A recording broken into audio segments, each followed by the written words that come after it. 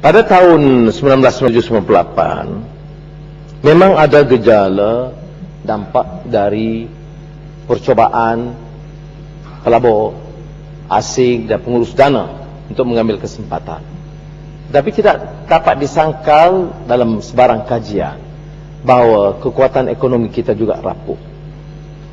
Puluhan bilion ringgit kekuatan dalam institusi keuangan dan bank dikuasai, dipinjam oleh 10 syarikat koroni, 70% daripada keuangan negara.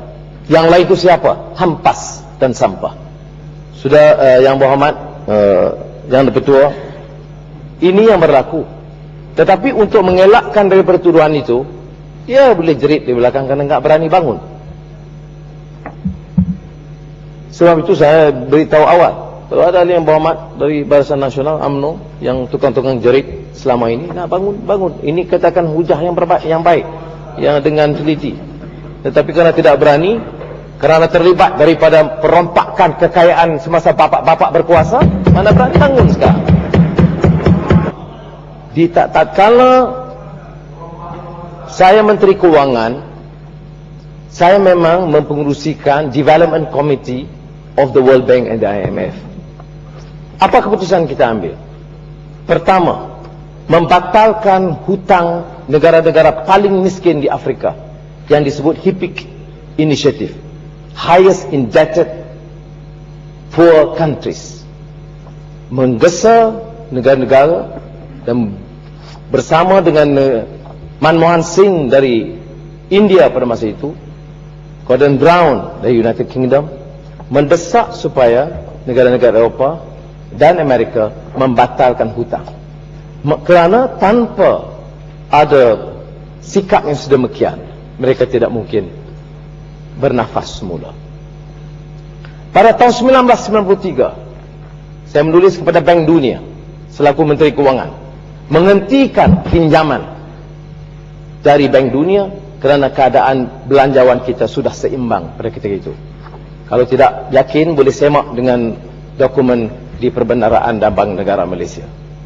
Kita menulis mengatakan kita tidak perlu lagi pinjaman dari Bank Dunia tahun 1993. Dan sayalah yang kemudian dihukum dan mengatakan saya ini bersama dengan Bank Dunia. 93 kita hentikan. Saya masuk penjara 98, 99 semasa saya di penjara.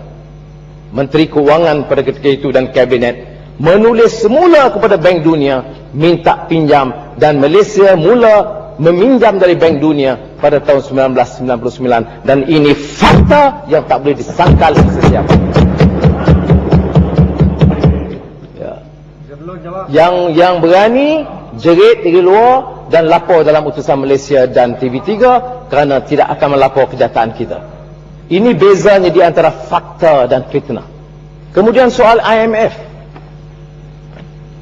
kita diserang dan institusi keuangan kita lemas. Kekuatan ringgit terakis.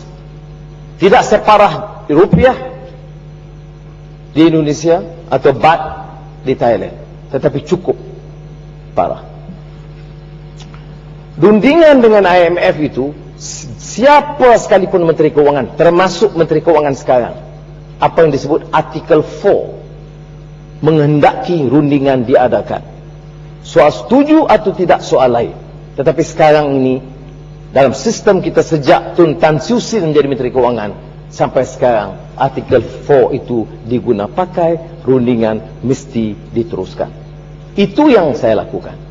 Tuan Yang Dipertua, kedudukan keuangan Malaysia pada masa itu tidak pernah sehingga kita menulis kepada IMF meminta rescue package dari IMF. Boleh cek rekodnya sekarang, kerana selama ini Dewan ini dibohongi dengan fitnah orang-orang yang korup untuk mempertahankan kuasa mereka.